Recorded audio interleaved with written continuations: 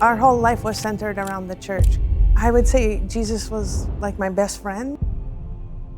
I went to work in Saudi Arabia, and I was going there to teach them about Christianity.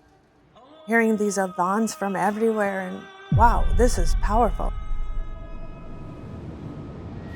I got struck that hit me on top of the mountain, and I couldn't explain it. I even ran to the nearest, tried to find a hotel to call my family to tell them, there's something here in this land, there's something in this dirt and the soil that I think prophets come out of that we haven't seen in America.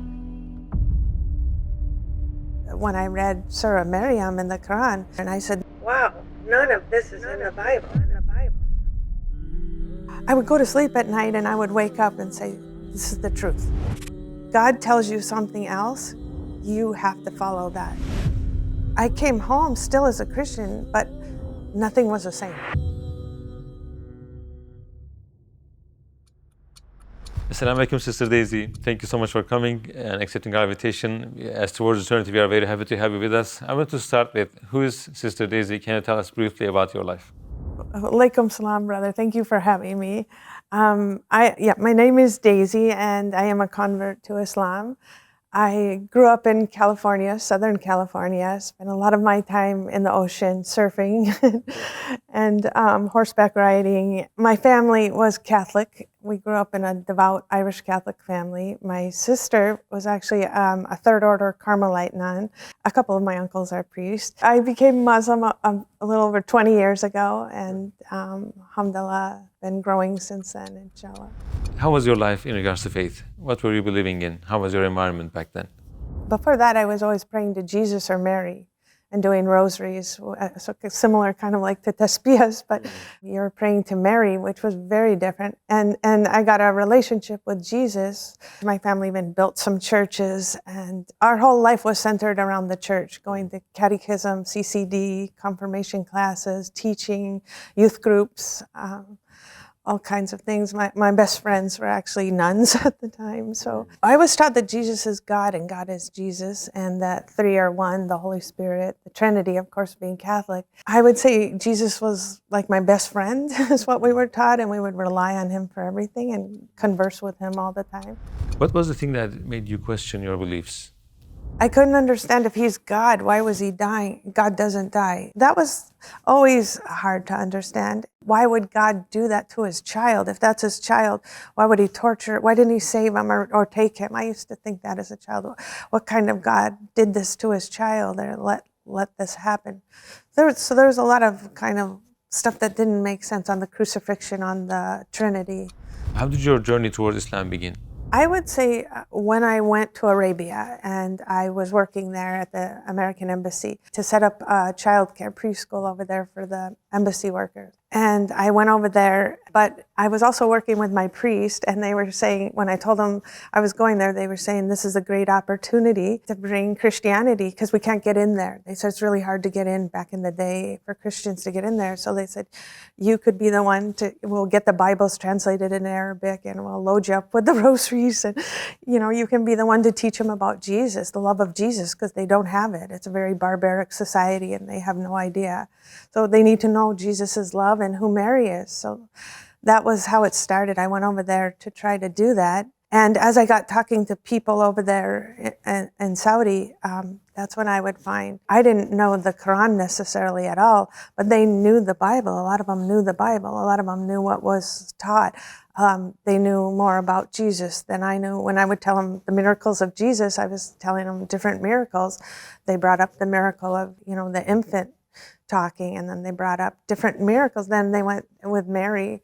They would tell me the most beautiful things about Surah Maryam and the palm tree, getting her dates when she was in labor. And I was like, wow, none of this is in the Bible. And this is who we think is God. And this is who we believe in. And this is our Messiah. This is Jesus Christ. So that hit me. That woke me up at the time. It was hard to keep going because they were zapping me back much harder than I could do, and I'd just be dumbfounded sometimes. I'd have to be like, I gotta wait and go call my church, and I'd go call back home and say, what's this? What's this? What's this miracle? They're like, there is no miracle. There's no Jesus talking. I'm like, yes, they said there is. It's in their book. And they're like, what?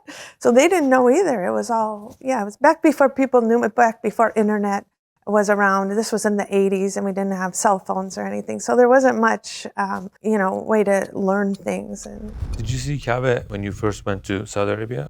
I called again my family in the church, my priest, and said, "There's this box in the middle of somewhere that they were going around and they want me to go." That's what I said. I'm sorry because I didn't know. They're doing circles around and they want me to go, check it out. And he's like, no. They have the wrong demographics. That's not Abraham's house. No. They got the wrong place. Don't go. It's ridiculous. And so I was like, no, thank you. And then I'd be invited for different dinners, and go out to different places. It would be the prayer time usually at the call to prayer. I would take out my rosary and then they would take out their tasbih. And then that's how it kind of started. I said, do you know the rosary? Have you ever heard of the rosary? And then they said, same, because our English and Arabic wasn't too, but they would just be like, same. And I'm like, oh, okay, we have the same. And then I started talking to them about Jesus and what it's like. And they were like, we know Jesus. Isa bin Maryam. So I was like, wait, what? You have a different name for him, but I guess it's the same guy. Yeah.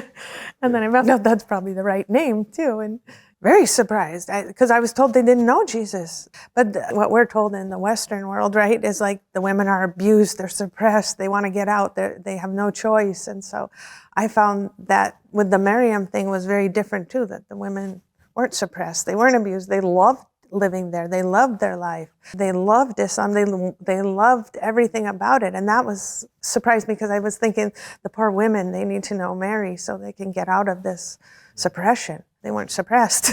They were happy, happier than we were, I'd say. That's how I would describe it to American women. They were more free. They lived a really nice life. Everything I learned here was the complete opposite when I went and lived there, totally different.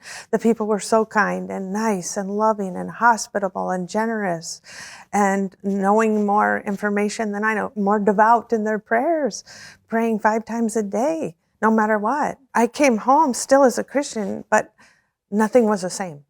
I was haunted, like I would say, like a seed was planted over there and it never went away. As hard as I tried, and it was a long trial. As towards eternity, we need your support. We are a charity organization that aims to spread the message of Islam to the entire world in 10 languages. With your support, you can help people convert to Islam, give up harams, start praying, wear hijab, learn to read the Quran, and so on. And get your share from all these good deeds, inshallah. Donate to Towards Eternity and don't miss this golden opportunity. I saw a movie. A friend of mine got this movie called The Message, and I saw half of it. And it was about Muhammad. And I was like, Muhammad? I never heard of it. It was a long time ago. I'm like, who's this guy named Muhammad? And I'm watching this movie, just falling in love with the movie. I got so excited. I ran home to my family. And I said, stop the show. I'll come back. I got to get my family. I ran home to tell my mom and dad and my family. And I was forbidden to go back. I never saw the second half of the movie.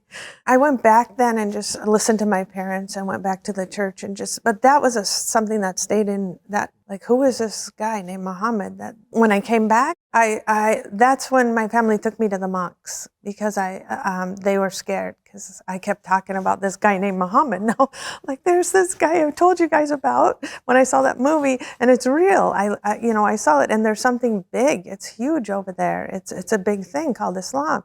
And then they got scared. My family got angry, scared. My sister, that was a nun, took me to different priests, and she'd go higher up to bishop, to cardinal. She found a monk from India, and he had lived and studied and went to school with Muslims, and said, he's going to help you realize, this is not good.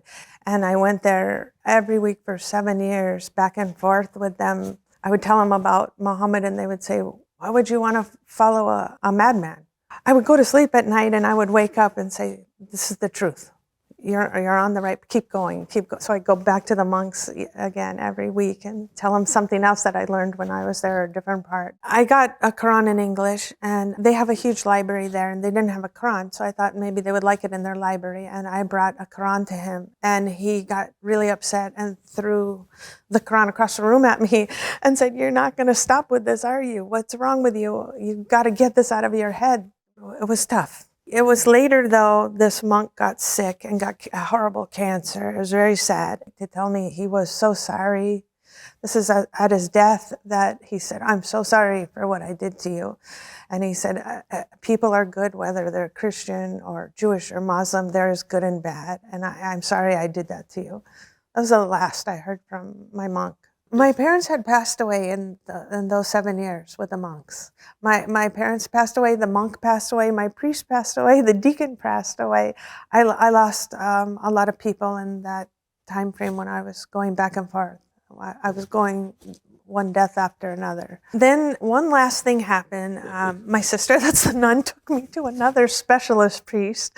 She was determined. She's very strict. So I did go into Father Tom, and they were waiting outside, and he shut the door and said, "What's going on? Why did your family bring you here?" And I said, because I lived in Arabia. I went over there. I told him what I told you happened, and he just kind of sat back and said, "Okay, I might lose my position in the church, but I have to do this. I might really get in trouble for this.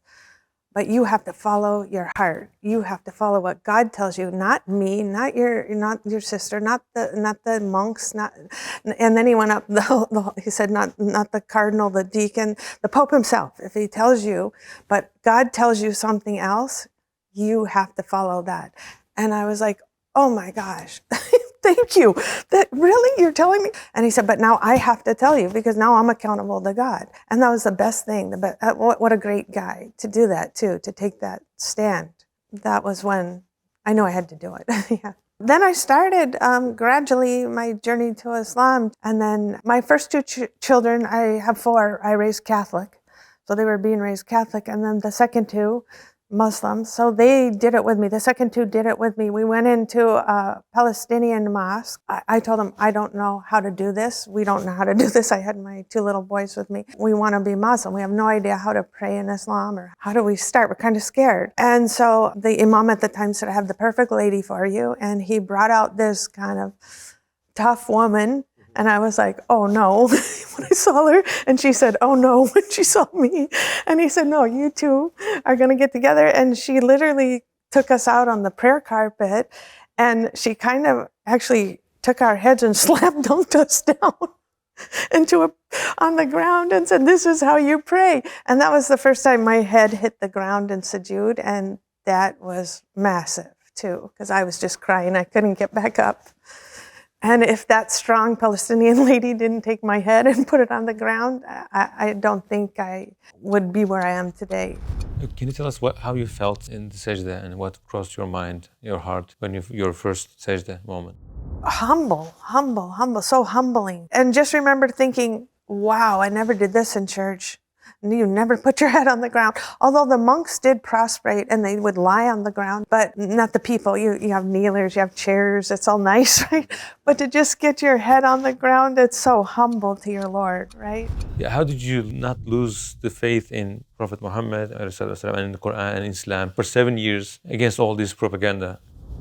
I think when you're struck, like when you're called, when that Allah zaps you, there's no choice. You have no choice. I think you can go against the whole world and you're going to be what you're supposed to be. The family was hard, but the church was harder. It's the truth. You can't go against the truth. Did anyone in your family or your close circle become Muslim after you? Yes, I did have someone in my family. It's my daughter, the one that I raised Catholic. She would never convert. It was really hard because I thought I raised her really well in the Catholic religion, and her whole life was involved in that. My daughter came to my son's graduation from college, and we were getting ready for the graduation, and she said, "I want to do my Shahada." Honestly, she said, watching the lives of my little brothers grow up as a Muslim made her want to take her Shahada. Yeah, just seeing their example of the life they had compared to the life the other two raised Catholic. She saw such a difference in the way it is to be raised. Very different. So how do you think a revert should explain Islam to her family? It seems very difficult. I think they're afraid. Most the ones I've met or come across are very afraid to even tell their family. And I think you have to focus on, instead of fearing your family, fear Allah. It's simple, right? I don't think preaching is a good idea too much. I think your example, how you live your life, what you're doing, how you treat them, your family, you should be treating them even better as a Muslim, right?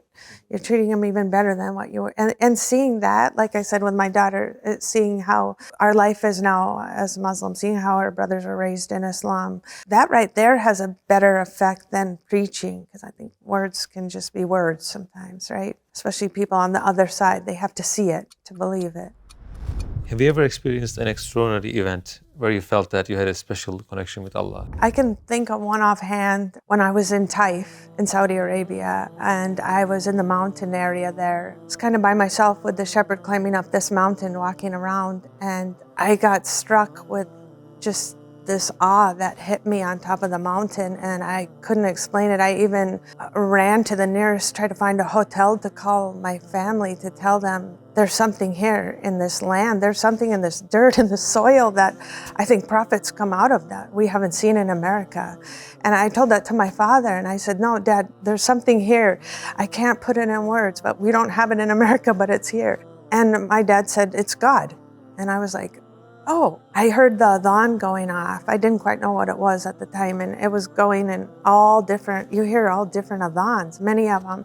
And I was on top of the mountain, and it was the most beautiful experience, just hearing these adhans from everywhere and just looking at the shepherd with his sheep and being on top of my mountain going, wow, this is powerful. There is something here that everybody should have. Everybody should have.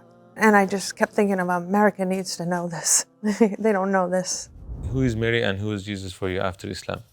After Islam, Jesus was not to me anymore God. God is God, because I didn't see any way possible. It doesn't make sense to me that God could be Jesus and Jesus could be God. And then you have two in power, which somebody's got to be in control, right? So it has to be God. It's just common sense. Islam was very common sense to me. And I also felt that I had to see Jesus as a prophet, a very revered prophet, peace be upon him. And I still have the same love for him, great love for Jesus. But I don't pray to him. I go to who he would pray to. And Mary, I have the highest respect for her. And when I read and heard Surah Maryam in the Quran, you just cry. You just cry. It's the most beautiful surah of the Quran. You can't top that even in Christianity until you know that and study that. And like I said, talk to the people who know that, the Muslims. You find that you're not losing anything. You're just gaining. You're getting even more beautiful miracles. And then, I would think then everybody could go sin because Jesus did the work for us. So that was a little right, because they're like, it's okay, Jesus died for you. So that was confusing too. I would say confusion in there that always stayed, but they would say, just have faith, have faith. Did you ask these to your priests? Oh yeah, and I was very shy, so I didn't ask too much, but when I did it, I would talk some of the stuff that I couldn't understand with them. And they would say, just to have blind faith, they called it, like just the unseen, the unknown. You just have to have faith. Don't ask. So I would just try to do that. And if you, that's another thing too, if you do ask questions, they'll tell you just have blind faith. You're lacking in your faith. Where Islam is the opposite. They encourage questions. So the part about Jesus, there were things in the confusion of the Trinity. I told you, he told me that. If a Christian asks you, why did you leave the team of Jesus and Mary and became Muslim? I tell them I didn't leave them. I got to know them even more as a Muslim and love them more as a Muslim. Actually, I had went to work in Saudi Arabia. I was going there thinking I was going to teach them about Christianity. Did not happen at all. They were teaching me more about my Christianity, about my Savior, Jesus Christ, than I knew. And that blew me away, really, literally, because I'm like, these are massive miracles you're telling me. Go back and it's not there. Don't know what you're talking about. And then I thought, how could the Christians that believe this is God and Christ, how could they not believe in this miracle that's in the Quran? What would you say to your 18-year-old self? Oh, Islam, Islam, Islam. Start young. Start as soon as you know. Don't wait. Yeah, don't wait a minute of it. Among those who are watching you right now and warming his heart to Islam, but afraid of the reaction of his relatives, his family, his or her family, what would you like to say to that person? Don't listen to what you hear in the media. Research it yourself, or get it from the source. Get it from the Muslims themselves. Like, don't be afraid. There's nothing to be afraid. Even if you take your shahada and you mess up, or like I did, I went to the church. It's okay. It's okay. There's nothing to fear with a shahada. It'll only bring you blessings on blessings on blessings. And that we're all there for you. We're all one ummah. We're all your family. You might think you're losing your family, but you're going to gain a much better family. You're going to gain a family of Muslims that are going to surpass even your family that was given by God. Imagine that you made it to the paradise, inshallah. Besides Allah and the Messenger, Prophet Muhammad ﷺ, who would you like to talk to? Jesus. Oh, what would you like to say to him? Gosh, that's a hard one too. I'm sorry for your people that they didn't understand, and that he did the right message, but the people took it wrong, and I'm sorry. I just feel bad for him because I feel like all the people Jesus never told us to pray to him or worship him. So I don't know, I would just be so happy that he's a Muslim and that he's with Muhammad sallallahu alaihi wasallam. And that it's straightened out, because with the Christians, I feel like it's not straightened out, and with Islam, it's straightened out with Jesus. Like, he was delivering a message, but it got so twisted and churned and diluted over time, and that must have been really hard. Sister Daisy, thank you so much for your answers, for your sincere answers. We are very happy to host you as Towards Eternity. May Allah reward you for all the things you're doing for this deen. Oh, thank you for having me. May you be blessed for this and all you're doing and all your endeavors. It's a beautiful thing what you're doing.